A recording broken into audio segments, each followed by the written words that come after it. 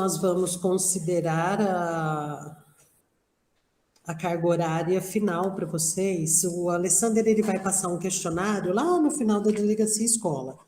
Aí, da delegacia escola, vocês não vão precisar postar nada. Sou eu que vou atribuir aqui. Aliás, mentira. Você vai postar um requerimento no dia 5, pedindo para atribuir a carga horária da delegacia escola para complementar sua. Só isso. Aquele requerimento de NPCJ. Só para a Mila controlar depois, para lembrar quem são os alunos que estão na delegacia escola e que vão utilizar como atividade complementar. E aí eu atribuo a carga horária no final, quando vocês responderem o questionário do Fábio ou do Alessandro. E logo, logo sai o certificado do congresso para vocês também. Isso, tem ele também. Então você vai ficar com 50 horas. Ou mais, que eu tenho bastante. Vai ficar com bastante horas, vai ficar com nota máxima. Então, vamos lá. Será que o pessoal vai logar? Luana não está. Ô, professora, eu não entendi. Vai ter que enviar mais atividade complementar? Não, só quem quiser. Só quem quiser. Você já fechou? Quantas horas você mandou na primeira remessa? Às 20. Às 20? Você vai ficar com 7? Você não quer ficar com 8, 9, 10? Não, 11? professora, eu não tô afim, não. Eu quero ficar com 12 em sucessões. 12 sucessões já tá. Olha só. Pode fazer o seguinte, Débora. Se for... você assistiu o congresso? Débora. Professora, eu tirei uma semana de férias para colocar as atividades em dia. Entendi. Mas eu coloquei tudo em dia, terminei tudo. Só falta enviar o júri, mas já está pronto. Estou esperando dar mais uns dias aí. Ah, tá. Peraí, Mila, faz um favor para mim. Você só verifica esse daqui, essa introdução do direito previdenciário, embora seja curso de introdução, eles têm disciplina, o valor que eu estou atribuindo de introdução, porque esse daqui são 40, eu não atribuo essa carga horária, atribuí as 20, é isso? Você lembra? Eu vou dar uma olhada. Mas a senhora não tem carga fechada mesmo. Acho que só ela lança, só não sei quanto. E esse daqui também eu preciso ver a situação da Rafaela, mas aí depois eu já vejo. Então vamos lá, pessoal. Que acho que... O Michel não conseguiu entrar, conseguiu? Ainda não pediu. Eu mandei o link para ele, ele falou... Não, o Michel estava aqui. Ah, tá. Estava aqui, só que daí ele falou que ia sair, né? Que ele ia para a rua, depois ele voltava. Então vamos lá. Maria Fernanda, tudo bem? Estudando muito aí? Um pouquinho. Tá mais tranquila? Não. Não, tô mais nervosa. Cansada, né? Tá chegando perto do dia. Domingo agora. Dá uma descansada, Maria Fernanda, em relação a conteúdo para absorver, para não confundir na prova, né? Dá uma respirada do concurso, né? Do concurso e volta. É o de escrevente? Eu vou prestar também. Então, boa sorte para vocês, que Deus os ilumine. Mas vocês têm que estudar. Sim. E daí depois vocês dão uma respirada para passar um pouco de conteúdo para poder assimilar, porque o organismo cansa, né? Cansa. Nossa, gente, é muito ali. E a gente está tudo no remoto, né? Então, vamos lá. Como eu estou na faculdade hoje e... Olha, vamos ver, quer ver a matéria, como nós estamos? Nós estamos aqui para iniciar pagamento das dívidas, correto? Sim. Então, nós temos só essa quantidade de artigos, colação vocês vão trabalhar, partilha e garantia. 2027, a gente já termina.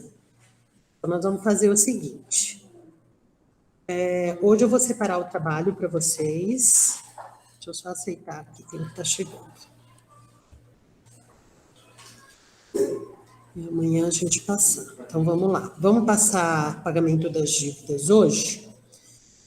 E depois a gente vai começar a trabalhar a colação. Então, é o seguinte. A parte do que trata do pagamento das dívidas... o legislador já traz no 1997 aquela situação que eu falei com vocês no início do semestre, que eu disse assim, olha, as dívidas têm que ser pagas ou não, as dívidas do falecido, lembram disso? E aí nós analisamos o quê? Que os herdeiros respondem pelas dívidas nos limites da força da herança, lembram disso? Então, se ele deixou 100 mil de herança e 200 mil de dívidas, só o que tem de herança que vai servir para pagar as dívidas, correto? Lembram disso? Sim? Em relação à ameação, eu tenho que ver o que é comum ou o que não é comum para poder abater nesse valor da ameação. Então, vamos dar uma olhada aqui. Professora, vou perguntar uma coisa rapidinho, aproveitar o gancho. Esse processo de quando a pessoa falece e as dívidas são quitadas, ele tem um devido processo ou é uma coisa meio automática?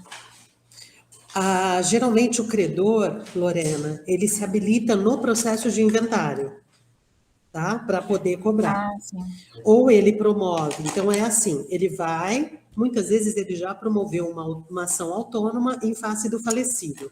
Então ele estava lá em trâmite com a ação, o indivíduo vem a falecer, ele vai lá, informa no processo e pede habilitação no processo de inventário. Não, ainda não tinha dado tempo de cobrar o falecido. A dívida venceu, não estava paga, e aí ele faleceu. Esse credor, ele pode promover a ação de cobrança em face do espólio, mas ele já tem que entrar no processo de inventário para poder suscitar o crédito dele, tá bem? Inclusive, o credor, Lorena, ele pode dar entrada no processo de inventário, para você ter uma ideia, porque às vezes o herdeiro fica enrolando, né, para não poder dividir, não poder pagar, e acha que o credor vai esquecer. No final das contas, o credor acaba entrando com o processo de inventário, fazendo a propositura do processo de inventário e pedindo para citar os herdeiros para se habilitarem no processo. Entendi. Bom, então, olha só. Lá na legislação, nós temos o seguinte. 1997. A herança responde pelo pagamento das dívidas do falecido. Então, regra. A herança responde pelas dívidas do falecido. Mas, a partir do momento que é feita a partilha, só respondem os herdeiros, cada qual em proporção da parte que na herança lhe coube. Parágrafo 1º. Quando antes da partilha foi requerido no inventário o pagamento de dívidas constantes de documentos, revestidos estes de formalidades legais, constituindo prova bastante da obrigação, e houver impugnação destes documentos, que não se funde na alegação de pagamento, essa impugnação, e desde que essa impugnação seja acompanhada de prova valiosa, o juiz mandará reservar em poder do inventariante bens suficientes para solução, ou seja, para quitação do débito, sobre os quais venha recair oportunamente a execução. Parágrafo 2º. No caso previsto no parágrafo antecedente, o credor será obrigado a iniciar a ação de cobrança no prazo de 30 dias, sob pena de se tornar de nenhum efeito a providência indicada. Então, vamos lá. Olha só. Então, a primeira situação que nós temos aqui é a regra de que a herança responde pelo pagamento das dívidas do falecido. Então, quando eu falo de herança, eu não posso esquecer que eu já tirei a ameação, tá bom? Peraí, e as dívidas? A ameação está livre de dívidas? A ameação vai estar livre das dívidas que não forem comuns. Lembra que eu já passei isso para vocês? Se tem dívidas que são comuns, primeiro a gente tira a dívida, né, Natália? E aí, eu vou falar, olha, dívida, por exemplo, de financiamento de um veículo, que era comum. Então, vai abater daquele valor ali do patrimônio, tanto da ameação como da herança.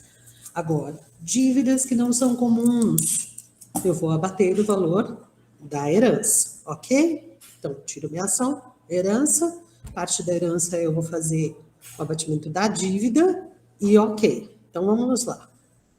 Essa parte aqui. Então, a dívida comum ela é tirada da meação E da herança, do valor total. Então, vamos lá, Débora. Então, Eu tenho 500 mil de patrimônio que ele deixou.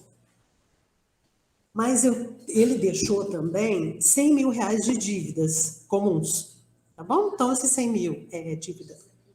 É dívida do carro, é dívida que eles tinham de um parcelamento de um terreno, que não era um financiamento que tinha seguro. Por exemplo, o marido da Natália fez um contrato para um cliente lá, em que ele comprou um terreno parcelado, fez um contrato de gaveta, e ele estava pagando.